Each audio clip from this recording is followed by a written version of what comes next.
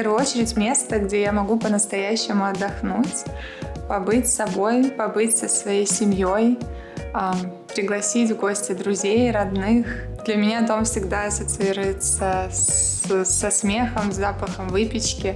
Дом отражает наши интересы и увлечения, в принципе, отражает наш характер. При этом очень часто мы недостаточно внимания уделяем нашему дому, и он превращается не в место, которое может нам дать силы, да, и как-то даже улучшить качество нашей жизни, а напротив превращается в такой груз, быт, который вот мы на себе тянем. Эта прихожая, она небольшая, но очень функциональная, а главное, что она яркая и всегда поднимает настроение, когда мы приходим домой или перед тем, как мы собираемся куда-то идти. Здесь у нас гардеробная, в общем, здесь основное хранение и расположено. Дверь решили здесь не делать, потому что она бы заняла очень много пространства, было бы не так функционально, плюс текстиль всегда добавляет мягкости и теплоты интерьеру. Я взяла идею шкафчиков в детском саду, они тоже не глубокие, у каждого свой, и вот так у детей здесь можно им самим удобно повесить курточки. Эту плитку я заказывала в мастерской, которые занимаются цементной плиткой. Эскиз я делала сама, вдохновлялась работами Варвары Степановой. Она создавала много рисунков для дизайна тканей. Я люблю, когда цветовая схема для квартиры, она общая. Это не значит, что все комнаты будут одного цвета. Я люблю, когда цвет и цветовые сочетания как бы перекликаются, из комнаты в комнату перетекают. Уже здесь появляется один из основных цветов, такой бордовый, баклажановый, по-разному его можно назвать. Вот здесь он в элементах и в банкетке появляется, в гостиной в этот цвет выкрашена целая стена.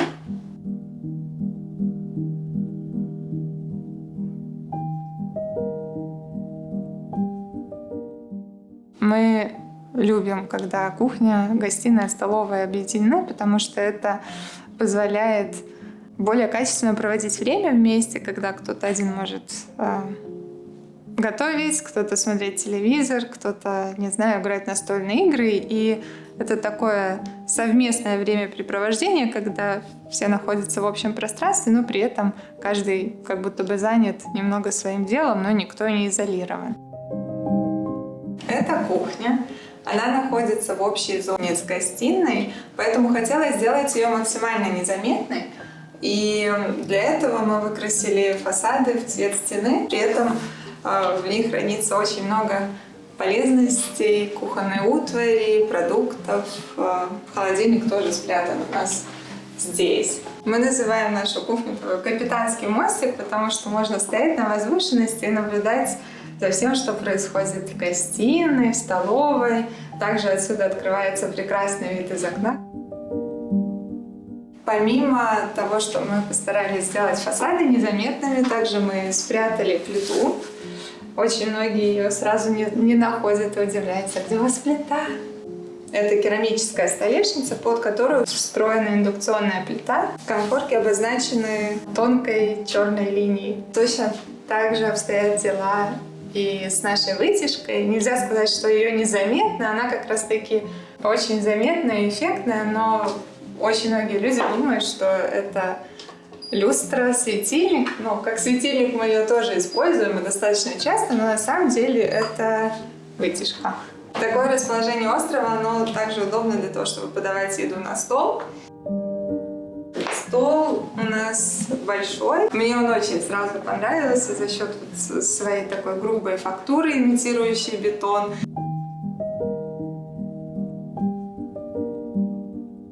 Я люблю винтаж, и с этими стульями была интересная история. Я их заметила очень давно в одном винтажном магазинчике. Мне они безумно понравились. И я начала думать, кому же их поставить?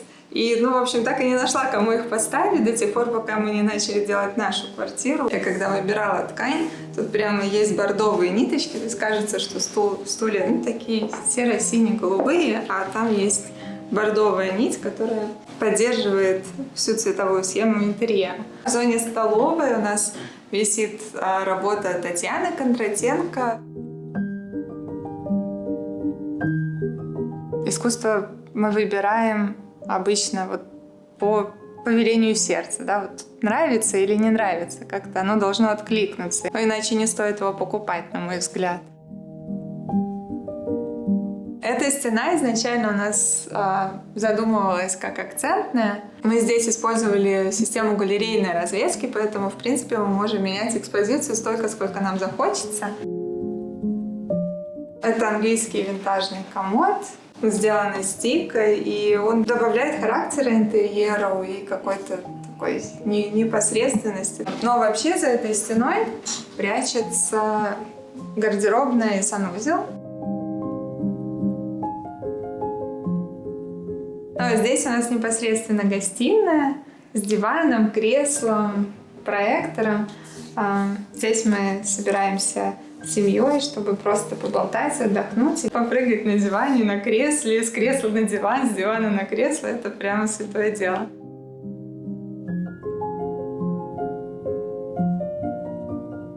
Для меня хороший дизайн интерьера должен учитывать характер жильцов, архитектуру здания, в котором находится квартира, если мы говорим про квартиру, ну или дома, если это загородный дом, района, потому что то, что мы видим из окна, напрямую влияет на интерьер. И, в принципе, какую-то атмосферу и характер даже города. Тогда интерьер получается цельным и гармоничным. А здесь детская.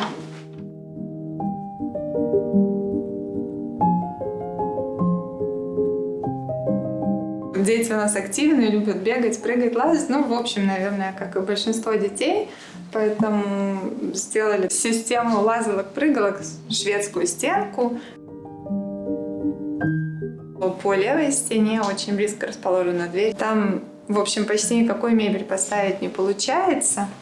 Поэтому мы здесь расположили узкие полки, на которые можно поставить книжки обложками вперед. Это очень удобно для деток, которые еще не умеют читать. Тимкино спальное место расположено под шведской стенкой, и там я придумала очень удобный чехол для матраса, который позволяет заправить кровать так, что никакие покрывала не сбиваются, и дети не прыгают на одеялах, на подушках.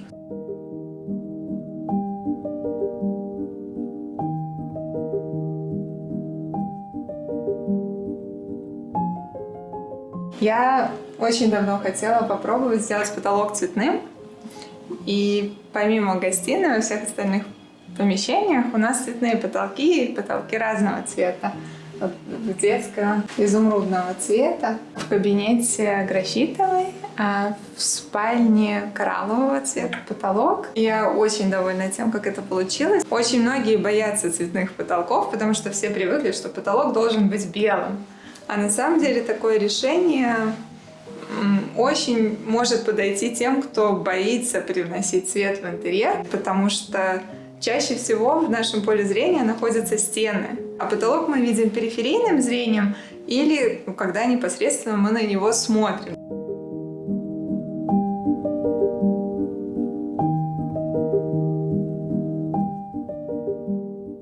Как мама 3 детей, я прекрасно понимаю, насколько хорошо организованный дом может облегчить жизнь.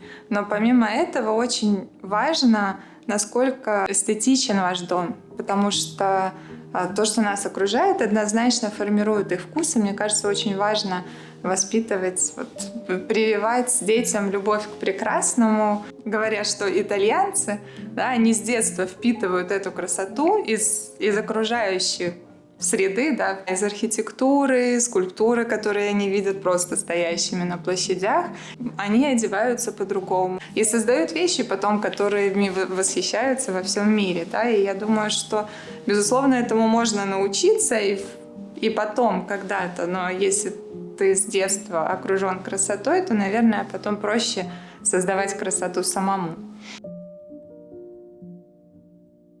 Это наша спальня, из нее можно пройти в гардеробную и ванную комнату, это очень удобно. Спальня у нас получилась достаточно яркая и нарядная, и с двухстворчатой двери она, по сути, периодически становится такой частью гостиной, и на самом деле даже отсюда, в общем, можно неплохо смотреть проектор. Здесь тоже есть небольшое рабочее место, небольшой столик.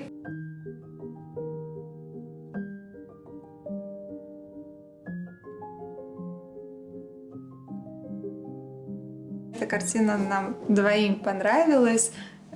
Помимо того, что просто визуально она очень приятная и спокойная, и, мне кажется, очень подходит для спальни. Есть марка одежды, которая называется Эллен Фишер, и они принимают одежду обратно, что-то перепродают, а что-то перерабатывают таким интересным способом. То есть они режут одежду на лоскуты, как-то вместе пропитывают и превращают их в арт-объекты.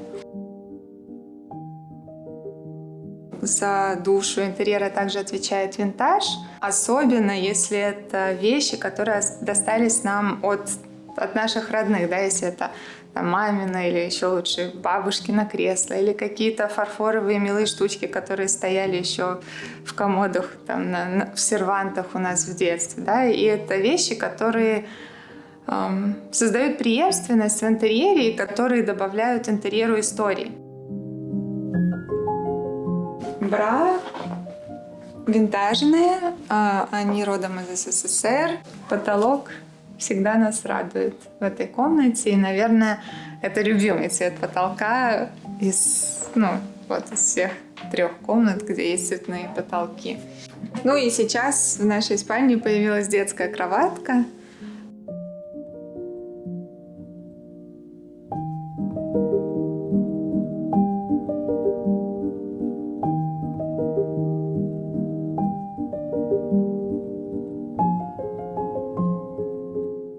В гардеробной и дальше в санузле мы сделали стеклянные перегородки, которые пропускают свет из спальни в следующие помещения. Хотелось, чтобы ванная комната она была больше про чистоту, про отдых, про какую-то перезагрузку. В санузле у нас тоже цветной потолок, такого же цвета, как и тумба под раковину.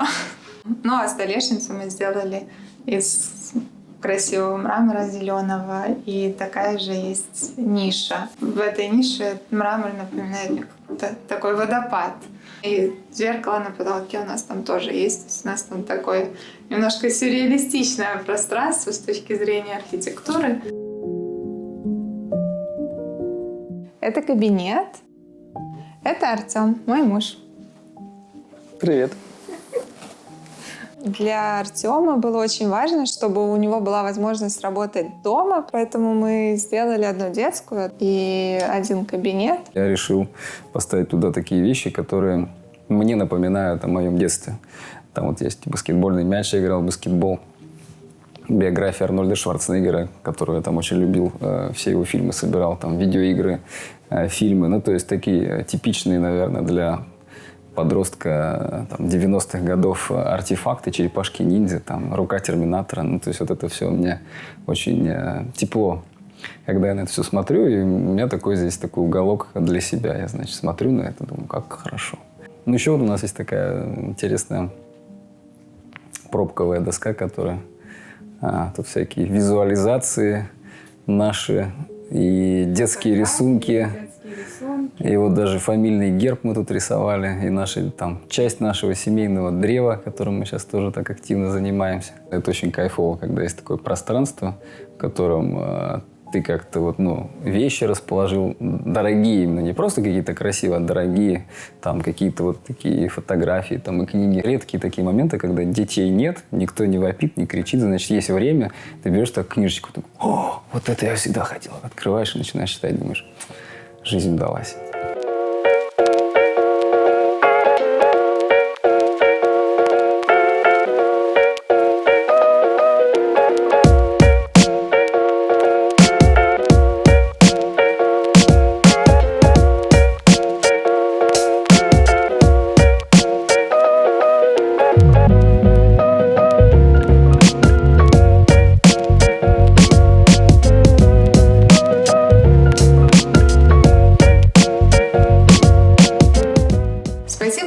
пришли. Надеюсь, вам было интересно. Подписывайтесь на канал АД.